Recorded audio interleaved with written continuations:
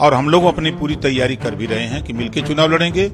यदि बात नहीं बनती है किन्हीं कारणों से तो अकेले भी चुनाव लड़ने की तैयारी में हैं कि हम हराने के लिए नहीं लड़ रहे हैं, हम अपनी ताकत इकट्ठा करने के लिए लड़ रहे हैं। तो 2 सीटों पर हमने प्रत्याशी खड़ा कर दिया, तरारी और रामगढ़।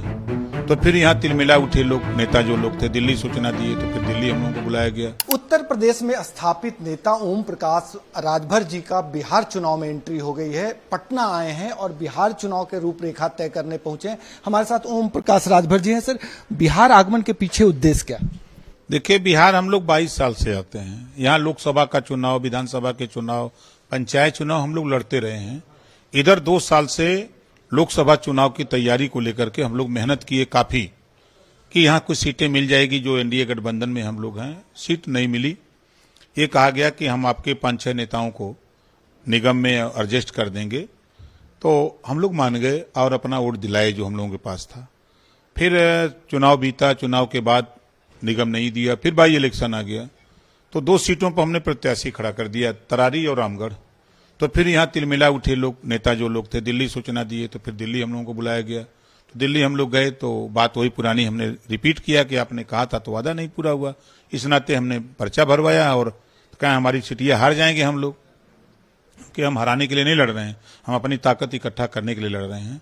फिर उसके बाद तो बातचीत हुई तो कहा कि नहीं, हम लोग आगामी विधानसभा चुनाव मिल के लड़ेंगे, उसके पहले हम आपको 1-2 निगम दे देंगे। तो हमने सोचा कि चलो भाई आगे मिल के लड़ा जाएगा। तो फिर इसके बाद फिर एक दिन में गया था, 20-22 दिन पहले गृह मंत्री जी से मिला और नड्डा जी से मुलाकात हुई। तो उन्होंने कहा कि चुनाव नजदीक आता है तो हम लोग बैठ करके सीटों के बंटवारा कर लेंगे, मिल के चुनाव लड़ा जाएगा। और हम लोग अपनी पूरी तैयारी कर भी रहे हैं कि मिल के चुनाव लड़ेंगे।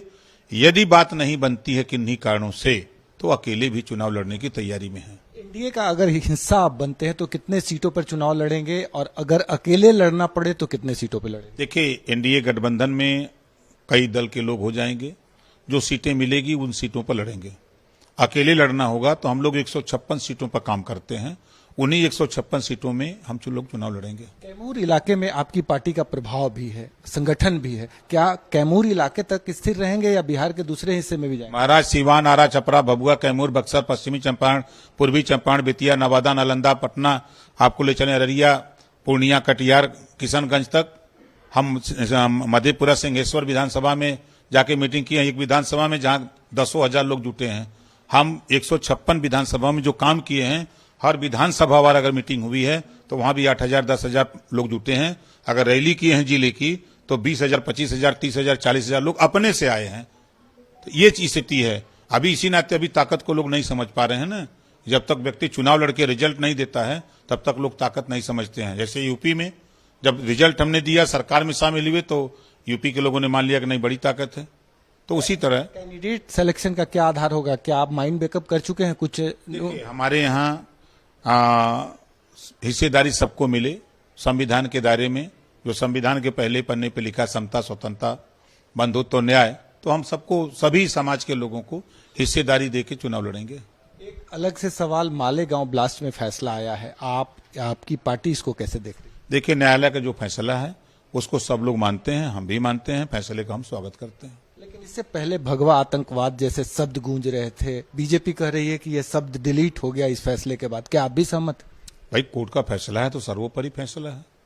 इसके अलावा लगातार कांग्रेस पार्टी बीजेपी पे हमलावर है, ट्रंप के बयानों का हवाला दे रही है, उसको आप या आपकी पार्टी कैसे देख रही? देखिए, कांग्रेस पार्टी, जब नेता राहुल जी हों, जब भी देश से बाहर जाते हैं दूसरे देश में, तो भारत को कटघरे में खड़ा करते हैं।